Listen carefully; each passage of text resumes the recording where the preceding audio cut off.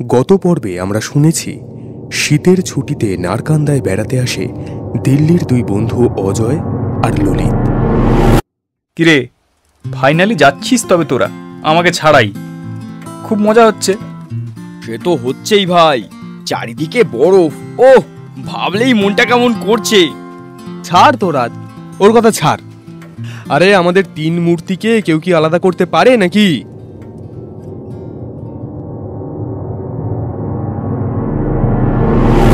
অজয়, দেখ বাবা, আমার না ভয় লাগছে কেমন যেন। এই যাওয়াটা ক্যান্সেল করলে হতো না? দেখ, মায়ের মন তো, টেনশন হচ্ছে খুব। বুঝিসই তো, তোর বাবা নেই, এখন তো তুই আমার সব। বল মা, আমি তো এখন আর ছোট নেই, বড় হয়েছি। এত ভয় পেলে চলে? আর রাজ, মাকে একটু দেখে রাখিস। কাল নারকান্দার জঙ্গলে অজয় বাবুর মৃতদেহ পাওয়া গেছে, আর ওনার সাথে যিনি ছিলেন উনি মেন্টালি প্যারালাইজড হয়ে গেছেন। আপনারা যত তাড়াতাড়ি পারেন চলে আসুন। কেঁদো না কাকিমা, তুমি দেখো আমি এই রহস্য সমাধান করবই। কে ওদের মারলো আমি তা খুঁজে বার করবই। আমি কথা দিচ্ছি তোমাকে। এবার তারপর ততক্ষণে ও গাড়ি ছেড়ে দিয়ে বেরিয়ে গেছে। এদিকে রাজের হোটেলে ঢুকে সব গোছগাছ করতে করতে সকাল 7টা বেজে গেছে। ঘুমিয়ে উঠতে উঠতে 11টা। হোটেলের জানলা দিয়ে বাইরের দিকে তাকালো অজয়। প্রকৃতির গৌরবময় চিত্রকর্মর নিদর্শন তখন প্রতিফলিত হচ্ছে চারিদিক জুড়ে। আকাশে সূর্য উঠেছে, তার কমলা হলুদ আভা বরফে ঢাকা পাহাড়ের চূড়ায় চূড়ায় একটা চমৎকার আলোড়ন তৈরি করেছে। তার সোনালি রশ্মি ছড়িয়ে পড়েছে চারদিকে। যদিও তার উষ্ণতা এখনো সমগ্র অঞ্চলটিকে সেইভাবেই আষ্টে পৃষ্ঠে বেঁধে ফেলতে পারেনি। অনেকক্ষণ ধরে একটা অবাধ্য ঠান্ডা বাতাস জোর করে যেন রাজের ঘরে চেঁচে পড়ে ঢুকে পড়তে চাইছে। তাই সেই জোরালো ঠান্ডা হাওয়াকে আটকাতে বাধ্য হয়েই তাকে জানালা বন্ধ করতে হলো।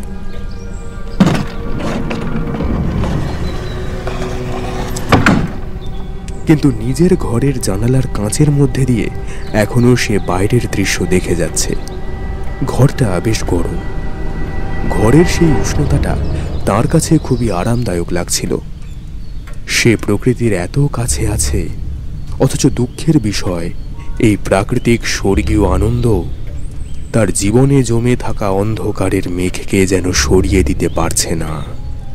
তবে ওই যে মূল লক্ষ্য থেকে সরে আসলে হবে না।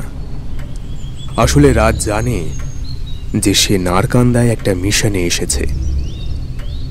এক বন্ধু তো শেষ, কিন্তু আরেকজনকে যত তাড়াতাড়ি সম্ভব খুঁজে বার করতেই হবে। প্রকৃত রহস্যটা জানতে হবে। তার প্রিয় বন্ধু ললিত সেই দিন প্রাণে বেঁচে গেলেও স্মৃতি হারিয়েছে তার। এক অদ্ভুত কঠিন পরিস্থিতির মধ্য দিয়ে যাচ্ছে এখন সে। আর এইসবের পিছনে কি কারণ রয়েছে সেইটাই তদন্ত করে খুঁজে বার করতে এসেছে রাজ। রাজ মনে মনে বলল, হাতে আর মাত্র 5 দিন, তার মধ্যেই যা করার করতে হবে। কিন্তু এত সুন্দর প্রকৃতিকে অবহেলা করব কি করে? না না রাজ, ফোকাস ফোকাস। এখন বিলাসিতা করার সময় নয়। এক মুহূর্ত সময় নষ্ট করা যাবে না। অনেক কাজ করতে হবে। অজয়ের মৃত্যু রহস্য খুঁজে বার করতেই হবে। ললিতকেও খুঁজতে হবে। কি জানি কেমন আছে এখন। আর তারপর ও সুস্থ হলে সবটা ওর থেকে জানতেও হবে। কিন্তু ওই প্রাকৃতিক সৌন্দর্যকে উপেক্ষা করতে পারে না রাজ। যতবারই সে সেই সতেজ বাতাসে শ্বাস নিতে চাইছিল, বরফে ঢাকা প্রকৃতির রস আস্বাদন করতে চাইছিল, ঠিক ততবারই পাহাড়ের সেই সাদা শিখরটার দিকে তার চোখ বারবার চলে যাচ্ছিল। কি অদ্ভুত মাদকতা আছে ওই দিকে। একটা মিষ্টি গন্ধ যতবারই সে ওইদিকে দেখছিল, সেই পাহাড় এবং পাইন গাছের মিষ্টি সুগন্ধের ঘন বনে হেঁটে বেড়াতে ছুটে যেতে চাইছিল তার মন। আর ঠিক তখনই আবার তার মনটা চলে যাচ্ছিল তার বন্ধু অজয়ের কাছে। অজয়কে যে এই সৌন্দর্যের মধ্যেই, এই পাহাড়ের কোলেই নিজের প্রাণ হারাতে হয়েছে। যে সুন্দর ওর প্রিয় বন্ধুকে কেড়ে নিল ওর কাছ থেকে, ও তার প্রতি আসক্ত হয়ে পড়ছে।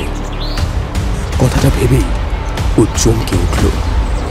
নিজের মাথাটা দু হাত দিয়ে চেপে রাজ মনে মনে বলল, ওহ, কেন কেন কেন আমি আমার গোল থেকে সরে আসছি? আমি এটা করতে পারি না, কিছুতেই পারি না। না না, আমি আর ওদিকে দেখব না। সে এক মনে সেই ঘটনার কথাই ভাবছিল। হঠাৎই দরজায় একটা ঠক ঠক শব্দ। তার সেই চিন্তায় ব্যাঘাত ঘটল। কে? আগে আমি গোপাল, লজের অল ইন ওয়ান কেয়ারটেকার। দরজাটা একটু খুলবেন স্যার? কিছুক্ষণ অপেক্ষা করে তারপর দরজা খুলল রাজ। সঙ্গে সঙ্গে ঘরে ঢুকে এসে এক মুখ হেসে গোপাল বলল, গুড মর্নিং স্যার। দরজা খুলতে দেরি হলো যে? ঘুমিয়ে পড়েছিলেন নিশ্চয়ই। না মানে, বুঝেছি বুঝেছি, আর বলতে হবে না। আপনি নিশ্চয়ই কোনো ভালো স্বপ্ন দেখছিলেন। ঠিক ধরেছি, ভালো ভালো ভালো। আশা করি ভোরের দিকে খুব একটা ঠান্ডা লাগেনি আপনার। শুনলাম তো ভোর রাত্রে এসেছেন, কিন্তু স্যার আজকে ভোরের দিকে ঠান্ডাটা অন্য দিনের তুলনায় একটু কম ছিল মানছি, তবে আপনার কিন্তু জানলার পর্দা টেনে নেওয়া উচিত ছিল। ঠান্ডা লেগে যেতে পারতো তো। আপনার ভালোর জন্যই বলছিলাম স্যার, কখনো এই পর্দাগুলো সরিয়ে ফেলবেন না। এগুলো খুব মোটা, ঠান্ডা ভেতরে আসবে না, দেখবেন।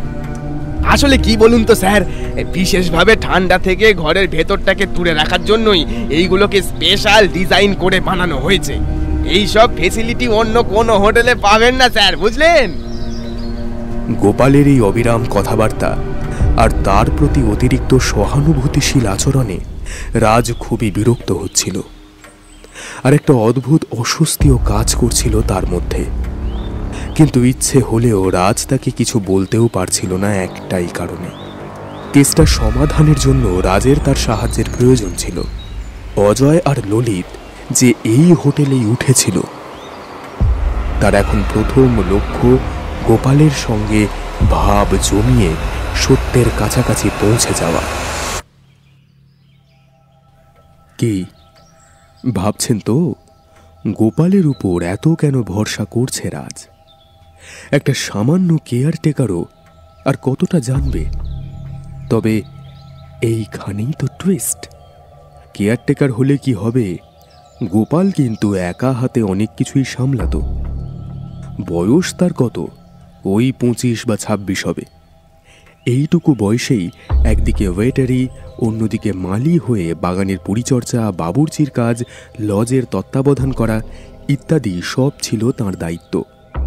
আর ওইটুকু বয়সেই সব কিছু একা হাতে নিখুঁতভাবে সামলাতো সে। সে যখনই লজের কোনো ঘরে ঢুকত, তখনই সেই ঘরটি নিখুঁতভাবে পরখ করে নিত, দেখে নিত সব কিছু ঠিকঠাক আছে কিনা। যেঁচে পড়ে অতিথিদের সবাইকে বেশ কিছু উপদেশও দিত।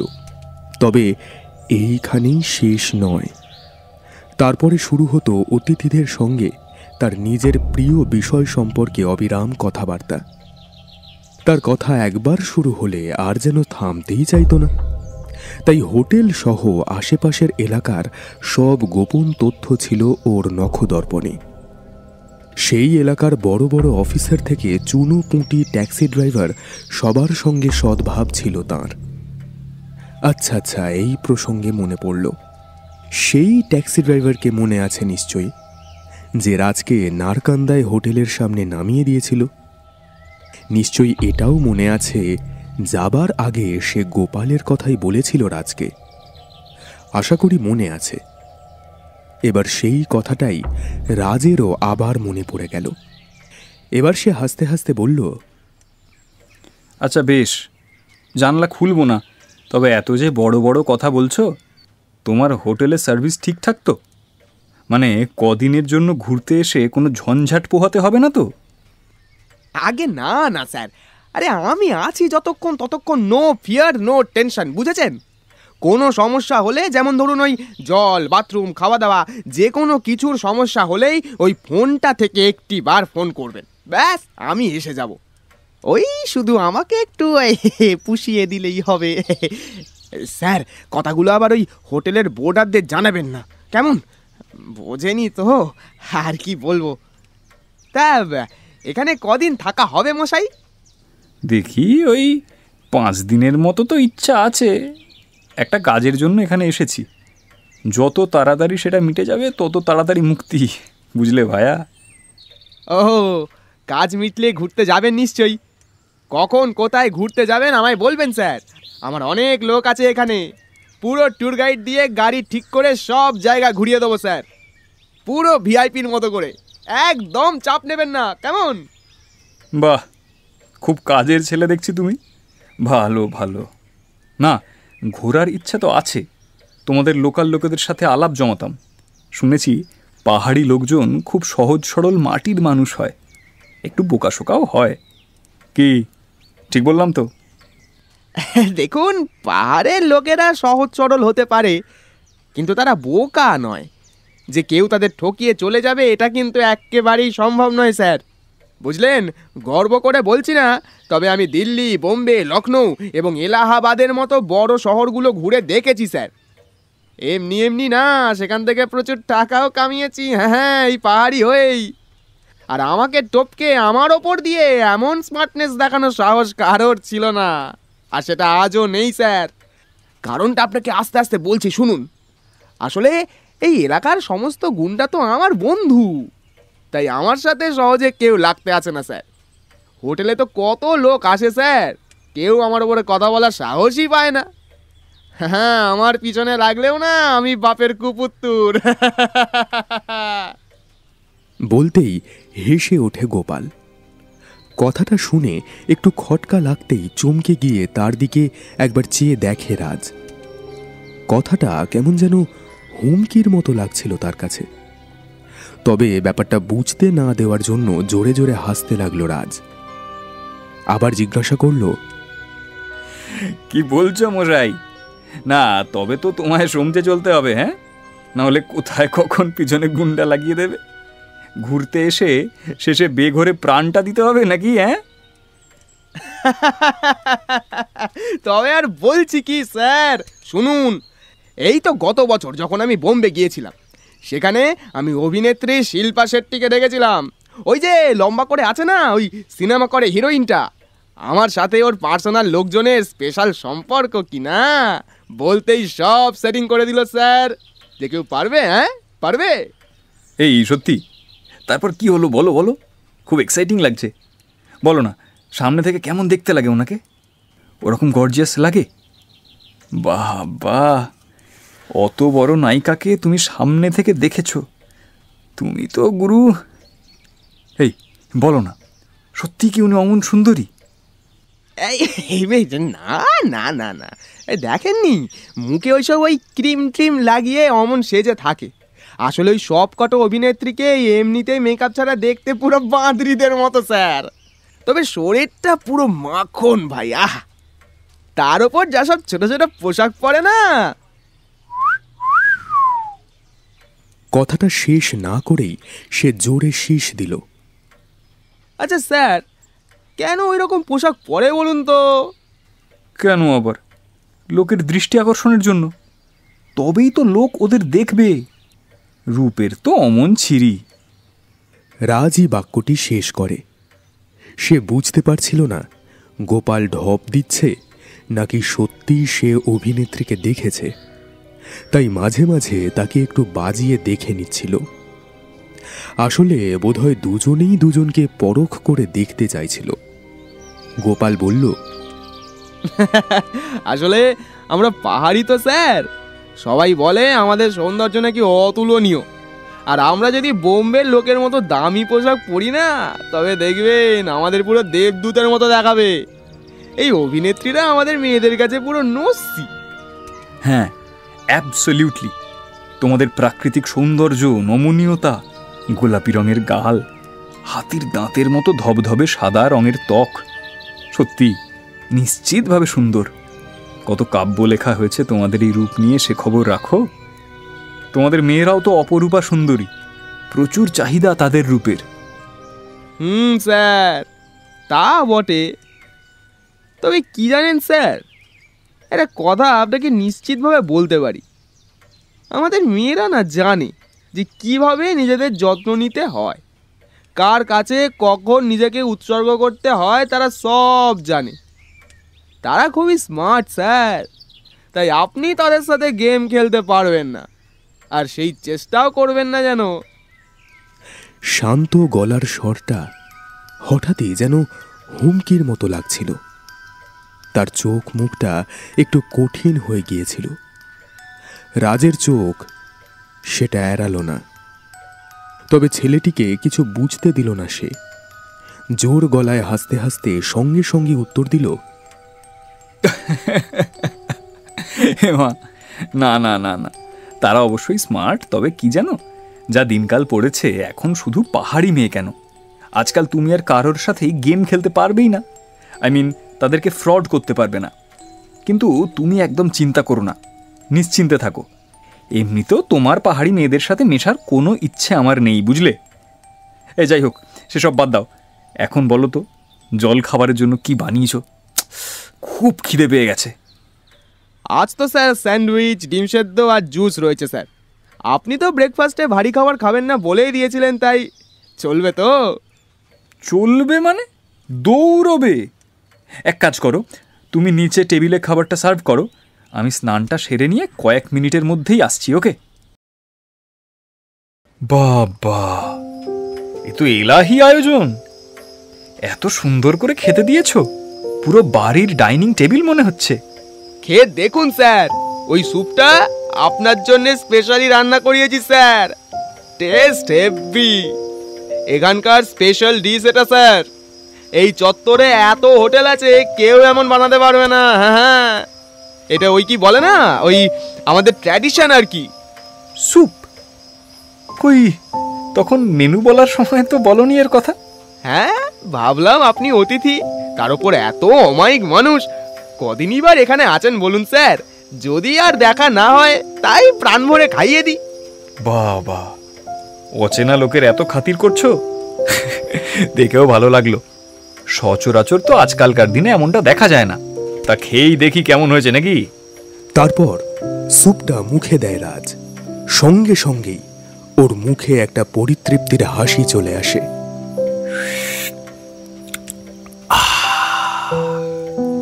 ঠান্ডায় পুরো জমে যাচ্ছিলাম গো। তোমার এই গরম গরম স্যুপটা আমার মন প্রাণ জুড়িয়ে দিল। এর জন্য তোমার আলাদা। স্যার, সে না হয় পরে হবে স্যার, তবে আমার কথা তো কাল শুনলেন স্যার, এবার আপনার কথা একটু বলুন, আমিও শুনি। আরে তবেই না বন্ধুত্ব জমবে। রাজ কথা শেষ করার আগেই বলে ওঠে গোপাল। চোখ টিপে ওকে আর কথা না বলতে ইশারা করে। সামনাসামনি হোটেলের স্টাফরা আছে। আসলে বকশিসের কথাটা জানাজানি হয়ে গেলে ওর চাকরিটা চলে যেতে পারে, তাই খেতে খেতেই নিজের সম্পর্কে বলতে শুরু করলো রাজ। তা আমার নাম তো জেনেই গেছো, বাড়ি দিল্লি, ওখানেই একটা বহুজাতিক কোম্পানিতে সিনিয়র এক্সিকিউটিভ হিসেবে কাজ করি। বাড়িতে মা বাবা আছে। প্রকৃতির টানে ঘুরতে খুব ভালোবাসি, তাই এখানে আসা আর কি।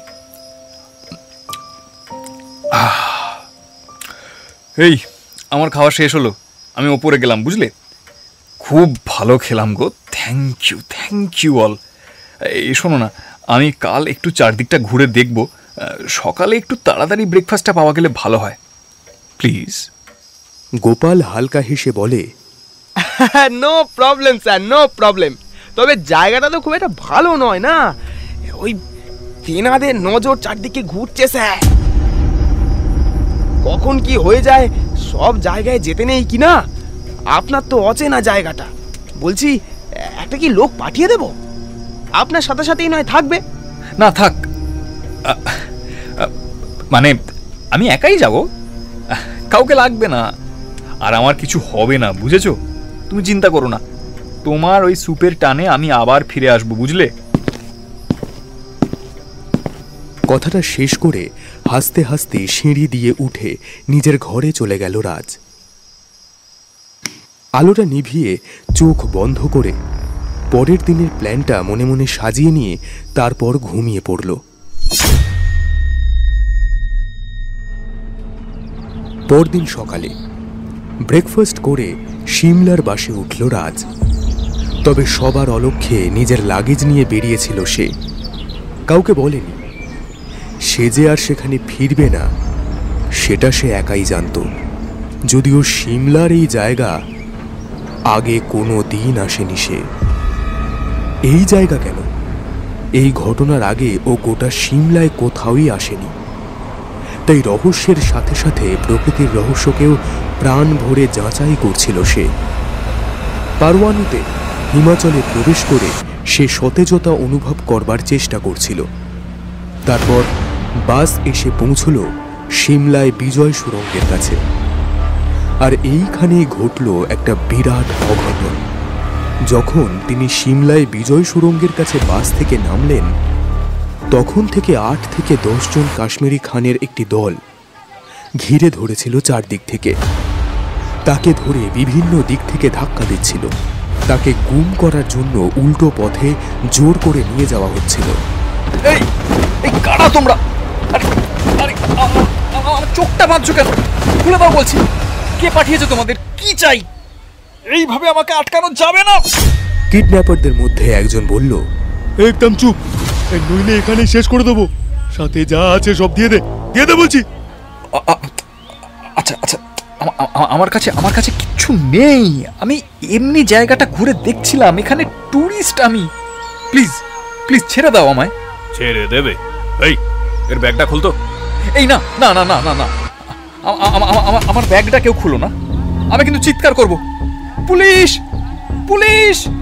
এভাবে এখানে হবে না ভাই, আমাদের ওকে গুম করে অন্য জায়গায় নিয়ে যেতে হবে। পুলিশ এসে যেতে পারে। ঠিক বলেছিস, ঠিক বলেছিস। চল চল, একে নিয়ে চল, এখান থেকে নিয়ে চল। এই তোরা বাকিরা ওর হাত থেকে মালপত্রগুলো নিয়ে আমাদের ডেরায় যা, আমরা আসছি। হাতটা বাঁধ আর চোখটা খুলে দে। তারা ওকে ধরে রেখে বিভিন্ন দিক থেকেই ধাক্কা দিচ্ছিল আর জোরে জোরে হাসছিল। সে হতবাক হয়ে দেখছিল যে একজন তার মালপত্র নিয়ে যাচ্ছে। তাকে গুম করার জন্য উল্টো পথে জোর করে টেনে হিঁচড়ে তাকে নিয়ে যাচ্ছে বাকিরা। আশা প্রায় ছেড়েই দিয়েছিল রাজ। সৌভাগ্যক্রমে ঠিক তখনই একজন পুলিশ সেখানে চলে আসে। ওই কি হচ্ছে ওখানে? পুলিশ অফিসার তার সহকারীদের নির্দেশ দিল, এই ধরো ওদের, ধরো। আপনি ঠিক আছেন তো? হ্যাঁ হ্যাঁ ঠিক আছে। হিল ভিউ লজটা কোথায় একটু বলতে পারবেন? নিশ্চয়ই ট্যুরিস্ট, আপনাকে তো এই এলাকায় আগে দেখিনি। আর এখানকার লোক হলে এই সময় আপনি এই জায়গা দিয়ে যেতেন না, সেটা দেখেই তো বুঝলাম। হিল ভিউ সামনেই, আমাদের জিপে উঠুন, পৌঁছে দিচ্ছি। আচ্ছা চলুন। ভাগ্যিস সেই পুলিশ অফিসার হেল্প করলেন। অবশেষে সন্ধ্যা শেষে হোটেলের একটা ঘরে ল্যান্ড করল রাজ। তবে এই ঘরটা ভীষণ ধুলো ময়লা ভরা, আর কোনো জানালা নেই সেখানে। কোনো মতে রাত কাটিয়ে পরের দিন যখন তিনি মল রোডের দিকে ট্যুরিস্ট ইনফরমেশন সেন্টারে যাচ্ছিলেন, তখন তাকে সেখানকার তথাকথিত প্রসিদ্ধ ট্রাভেল এজেন্ট এবং ট্যুর গাইডরা দর্শনীয় ভ্রমণের প্রস্তাব দিয়ে ডাকছিলেন। আরে দাদা আসুন না, আরে কম খরচে করে দেবো। কোথায় যাবেন বলুন না। ও দাদা, ওর কথা ছাড়ুন তো, ও একটা পাগল। টুরিস্ট নিজেই চেনে না, সে নাকি বলতে পারবে কোথায় কোথায় যাবে। যত সবজি যেতে থেকে ভাগ। দাদা দাদা, আপনি আমার বাসায় আসুন, বুঝলেন? আমি পুরো শহরটা ভালো করে ঘুরে দেখাবো, একবারে আজীবন মনে থাকবে আপনার, দেখবেন। না না, আমি এখন ঘুরতে যাব না দাদা, সরি, এক্সকিউজ মি। তাঁদের এড়ানো খুব কষ্টকর, তাই কিছুটা কষ্ট করে তাদের কোনো মতে বিদায় দিয়ে তথ্য কেন্দ্রে প্রবেশ করতে সক্ষম হয় রাজ। বেশ কিছু তথ্য সংগ্রহ করে সেইখান থেকেই আবার নারকান্দা যাওয়ার জন্য একটি ট্যাক্সি বুক করে সে। নারকান্দা বাসস্ট্যান্ডের কাছে একটি ছোট্ট লজ ছিল, নাম ছিল ভিউ। সে সেখানেই থাকার সিদ্ধান্ত নেয়। এইখান থেকে আরও কিছু লোকের সাথে কথা বলে জঙ্গলের রহস্য জানতে চায় সে। এই হোটেলটি ছিল একদম হিল সাইডে। রাজের ঘরটি থেকে দূরের শৈলশিরাগুলির মনোরম দৃশ্য, তার পাশের ছোট ছোট গ্রাম সব আবছা দেখা যেত। রাজ আসার সাথে সাথেই হোটেলের এক বয় তার দুপুরের লাঞ্চ নিয়ে হাজির হলো। ভেতরে আসবো স্যার, আপনার খাবার। কে? এ কি তুমি? এই যে গোপাল, ও এখানে কি করছে? কি করে জানলো যে আমি এখানে? কি করে জানলো গোপাল যে রাজ কোথায়? তবে কি ও ওকে ফলো করছিল? কি হতে পারে? জানার জন্য মনটা উসখুস করছে তো। একটু বাঁচিয়ে রাখুন নিজের উত্তেজনা, বেশি দেরি হবে না। খুব তাড়াতাড়ি ফিরছি পরের পর্ব নিয়ে। কথা হচ্ছে আগামী পর্বে।